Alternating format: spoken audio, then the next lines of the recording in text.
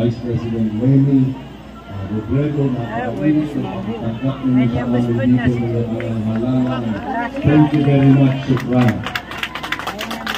Noong panahon na yun, bilang kandidato para sa Vice Presidente, tumatakbo tayo sa slogan at advokasya ng Hello Pagkain, Goodbye Gutom.